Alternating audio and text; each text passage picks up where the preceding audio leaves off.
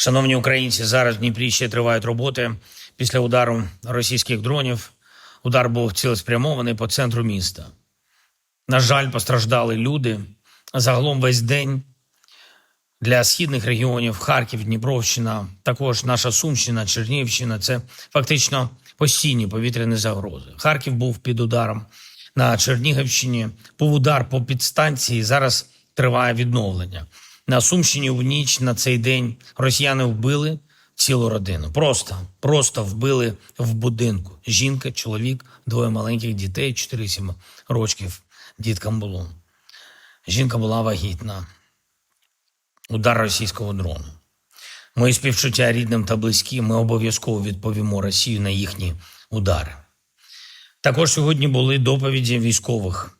Зокрема, щодо наших діпстрайків, ми продовжуємо цілком справедливо знищувати російську логістику, російську паливну інфраструктуру, все, що служить російській війні.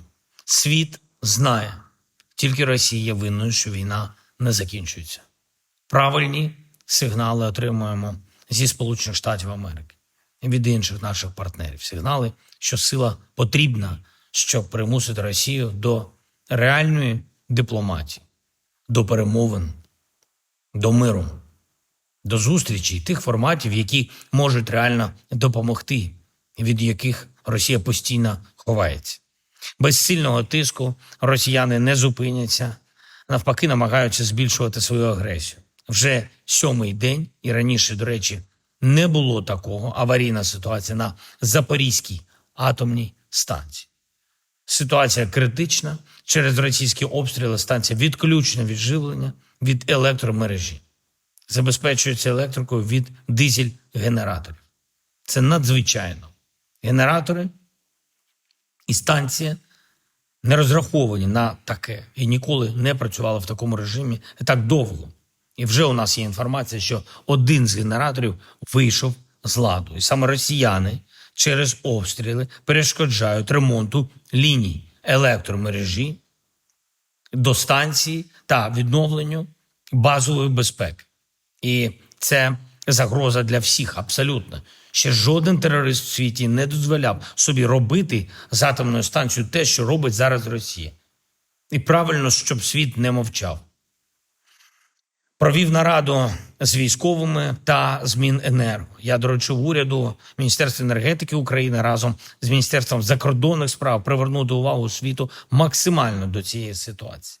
Також провів санкційну нараду із секретарем РНБО та уповноваженим щодо санкцій. Завдання чітке, щоб санкції завдавали більше болю, більше відчутних наслідків для Росії. У жовтні має прискоритись робота по синхронізації санкцій. Зокрема, наших санкцій в юрисдикціях партнерів. Ми розраховуємо на ухвалення 19-го пакету санкцій Європейського Союзу, який буде вагомим аргументом із американцями, щоб їхній тиск не відставав від тиску Європи та інших суб'єктів Великої Сімки. Я доручив також готувати продовження санкцій, строк яких завершується. Зараз, за вересень, було 5 наших нових санкційних пакетів. Були також рішення партнерів, які допомагають багато в чому. Санкції Європи, санкції Канади, санкції Сполучених Штатів базуються на наших українських пропозиціях. Ми за це дуже вдячні партнерам. Говорив сьогодні з Генсеком ООН Гутеррішем. Я подякував за підтримку, розповів про наші зусилля, щоб повернути українських наших полонених, наших дорослих та повернути наших українських діточок, які утримуються в Росії. Ми готуємо нашу резолюцію для Генасамблеї щодо викрадених Росією дітей. Ми працюємо з країнами, щоб було результативне голосування, щоб був найголовніший результат повернення наших людей, повернення наших дітей.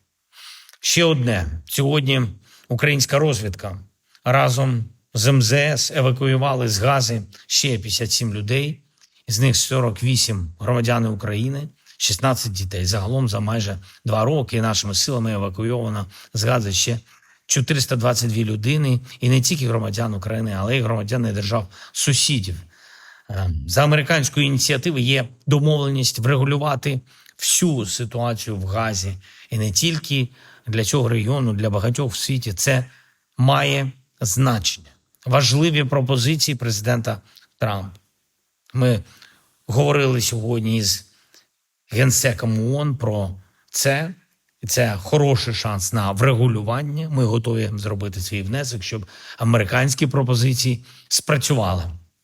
Я дякую всім, хто допомагає захищати життя, усім, хто повертає силу міжнародному праву і міжнародній звичці поважати народи, поважати життя людей, зупиняти війни. Це найголовніше. Слава Україні!